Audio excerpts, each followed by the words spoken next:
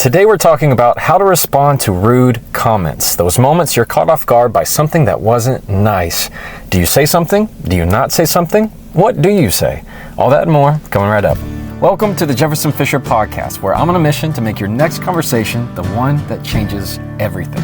If you enjoy learning tools to improve your communication, I'm going to ask you to subscribe or follow this podcast. And please leave a review. It really does help.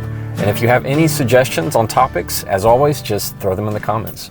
The next time someone makes a rude comment towards you, here's what I want you to do. Number one, begin your response with the phrase, "Did you mean?" It's a question of intent. We're going to go into detail on that. Did you mean?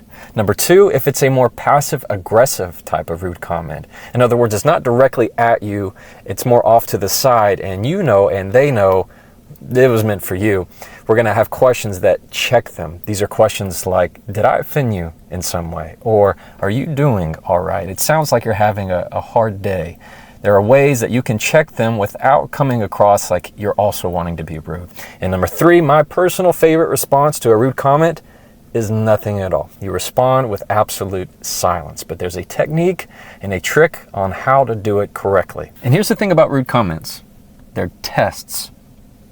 There are ways for the other person to test and assess what your temperature is. Can they get a reaction to you or not? So I want you to pretend it's like a card game. Now you have a set of cards, they have a set of cards. When they first make that rude comment, they're playing a 2. You have a choice. Do I play this game or do I not? Maybe you decide that you want to. You're going to lay a 4. Or they're going to lay another rude comment and then they play a 7. And you go, okay, how far do I push this? How far do we go in these rude comments between one another? And that's a bad game to play because nobody wins. All right, everybody's going to lose in that game. One of you is going to have to apologize, and it's typically the person who plays the last card. Whoever says the worst thing that shuts the game down is typically the person who is now the responsibility to apologize first. When you can end it all by just not playing the game. Rude comments are like platforms to where if they say something rude and you say something rude, well, you've now just justified them in taking another step. You've now justified and said, convinced them that you are every bit of the comment that they just made. Because now instead of being curious about it and saying, hey, where's this coming from? Instead, you're doubling down on it, which makes it look like you're confirming what they said and saying, yeah, but you're this and you're that and you're X, Y, and Z. They're just going to get more defensive and then it's going to continue to ramp up. So it's a losing game, lose-lose situation. Don't do it. So let's assume that someone's made a rude comment towards you. Now, rude comments, in my opinion, are ones that they're not terribly insulting, like super condescending, bad things that you would say directly to somebody, but they're also not polite, they're not nice, they're not kind. They can fall in between. And usually they catch you off guard, that you're not expecting them in some way. And at that moment, you have a decision. Do I respond or do I not respond? And the answer depends on the context. It also depends on the relationship. But let's assume in this situation, you're walking into a meeting and you have somebody that you know is, you two really don't get along all that much, but they make this comment. They say, well, it's nice of you to finally show up. In that moment, you know that's a dig. The other people around know that's a dig. But they may not know the history between you two. So you're stuck in this situation of, what do I say? Because if I'm ugly and I bring up past stuff, the people around you aren't going to understand. But they will understand if you decide to be rude right in that moment. So how you respond matters. What I like to suggest in number one is you use the question, did you mean? And you insert different ways to respond. For example, did you mean for that to sound rude? Did you mean to embarrass me? Did you mean to upset me? When you say, did you mean, you give them a chance to clarify. You give them a chance to assess what they just said. It's a question of intent, meaning you want to find out what was your intent in saying that. What were you trying to achieve by making that comment? And so when you say things that are questions of intent, you make them double back on what they said. And often you can avoid an argument altogether.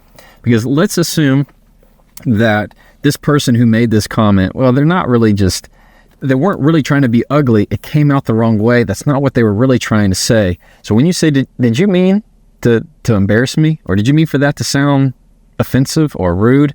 9 times out of 10, when you call them to the mat on that kind of question, they'll say, oh, no, what I meant to say was, oh, no, what I meant to do.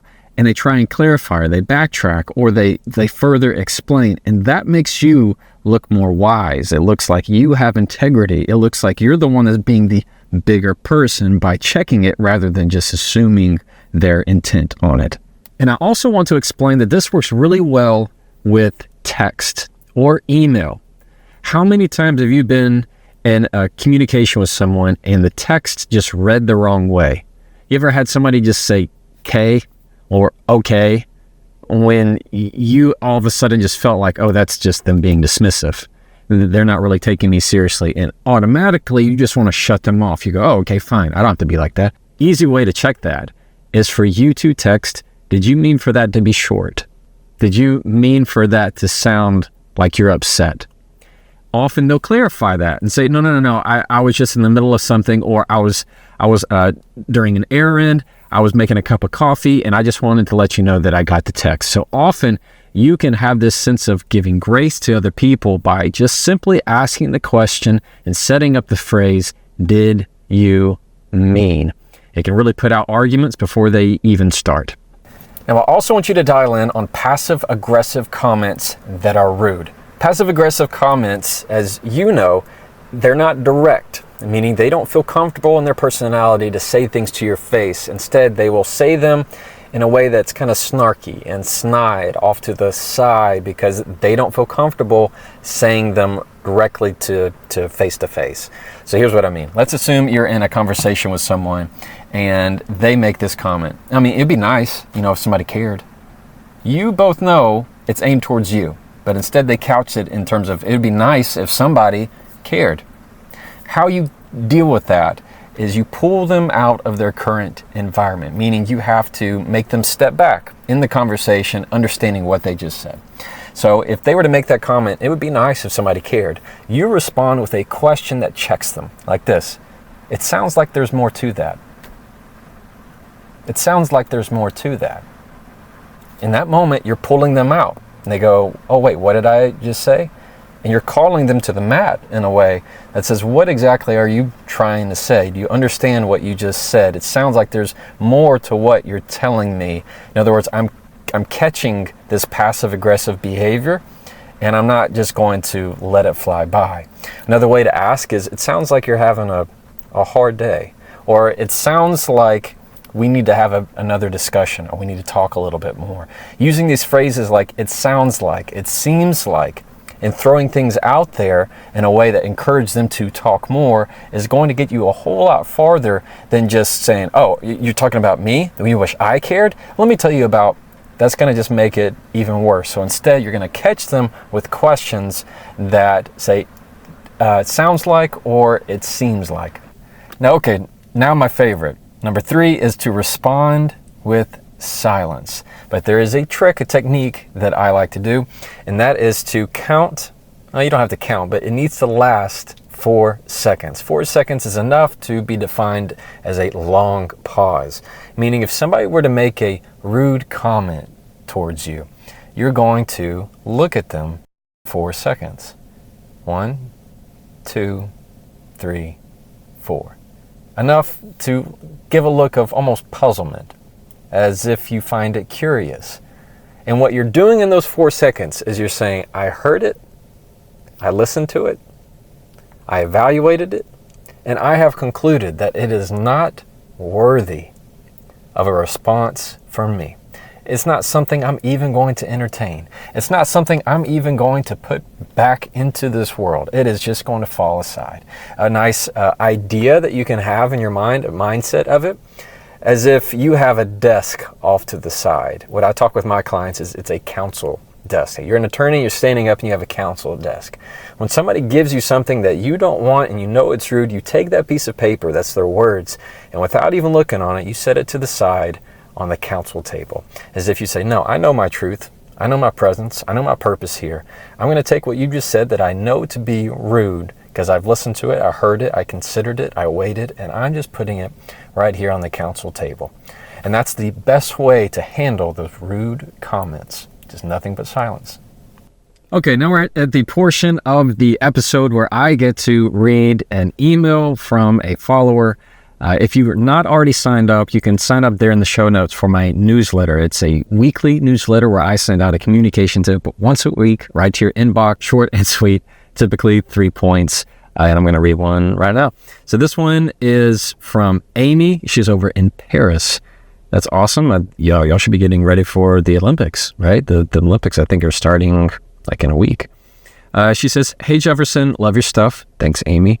I have a problem with a colleague who always emails very short sentences. I try not to take them personally, but I have a tough time with it. Is there something I can do to make her emails not so short?" Amy, totally got you. You're not the only one that has this problem. In the business world, we value expediency, where we like everything to be very fast. We want very quick, short. You have Slack, you have different ways of instant messaging people. So having very short, few word responses are pretty normal. But I commend you on not taking them personally, because that can go to a negative spot, a dark place very quickly. Here's what I want you to do. Like just what we talked about earlier in this episode, you can use "did you mean?" So if you were to reply to something, if she said something very short and you felt it to be dismissive, or you felt it be a negative feeling inside you when you read that, you can always clear it up with a "did you mean?" Did you mean for that to sound short? ? And send that. What you don't want to do, what I don't want you to do, is start assuming the intent. That you start to just have an email that is 4 sentences, 6 sentences long, where you all of a sudden have a paragraph where you're trying to just assume and guess what this person meant, or you're assuming a certain tone, and so you're sending it back to this person in a negative light. Don't do that. Just very quickly say, "did you mean for that to sound short?" It should be cleared up pretty quickly. Another thing that you can do, that it's going to depend on your relationship with this person, is to ask them for more context. Can you go further? Can you go a little deeper into that? Ask those questions, those probing questions that make them give you more information. To just say, "Can I have some more context with that?" ?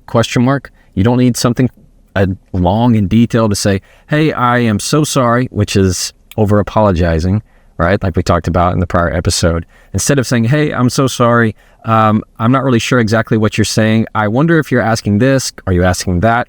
That's too much. Just keep it short, to the point. You got this, Amy. Okay, I got time for another one. This one is from Paul in Arizona. Paul says, "Hey Jefferson, love your stuff, man." Thanks, Paul. Appreciate it. "I have a mother that likes to make rude comments under her breath that are kind of passive aggressive. A lot of the times at family functions. I'm not sure how best to handle it. What do you suggest?" Oh, Paul. Sorry about that. That's tricky. Mamas are tricky. A lot of emotion, a lot of history, a lot of feelings wrapped up in that. Here's what I can tell you. If this is a mama that loves you, which I'm assuming that it is, you want to make sure that whatever you say is kind back. So when you're ugly to somebody and when you're rude, often what it does, like we discussed, is make them jump. So if you say something rude, well, now she feels like she's justified in saying something a little bit more direct. That's not so under her breath. And you have to be also careful of the context. You have family around, maybe other kids around, so you want to be careful of that. Real quick way, if she's making these passive aggressive comments, is that rule number 2, step number 2, where you get to say, "There sounds like there's more to that, Mom. Mom, it sounds like there's more to what you're saying." Or ask the question, "Is there more to what you're saying?" When you're asking that question, "Is there more?" it's you not just taking her comment as something offensive for you to all automatically get defensive about. Instead, you're taking a moment to be curious about what she said and diving deeper into, "I want to know more because I can tell this is coming from a place that is unresolved. I can tell this is coming from a place that's deeper than what we're talking about." So when you have that moment, just check her by bringing her out of that environment and say, "It sounds like there's something else that we need to discuss." And often that will take care of it altogether. But bottom line is, depending on the context, and of course because it's your mother, You want to make sure that you approach a situation with a lot of grace and a lot of patience. So what are we going to do the next time that someone makes a comment that is rude toward you? All right, number one, you're going to remember the did you mean? Did you mean for that to sound rude? Did you mean for that to hurt my feelings? You're going to find a way to be a mirror so that they can hear what they've said and see if they're going to clarify it and fix it, and that will often remove the argument. You can also, when we're talking about number two, passive aggressive comments, check them by pulling them out of their current environment to say, it seems like, or it sounds like. It sounds like you're having a hard day. It seems like there's more to what you're saying. Getting them to come to bring to light what they're really trying to say. And number three, of course, anybody can do it, and that's to say nothing. Count in your head 4 seconds and then continue on with your day. And that's how to handle rude comments. If you'd like to support this podcast and continue improving your education skills, I'm going to ask you to please subscribe to this podcast. Follow it wherever you like to listen, whether it's on YouTube, Apple, Spotify, wherever you like to get them. And if you have any questions or topic suggestions, you can always throw them in the comments. And as always, try that and follow me.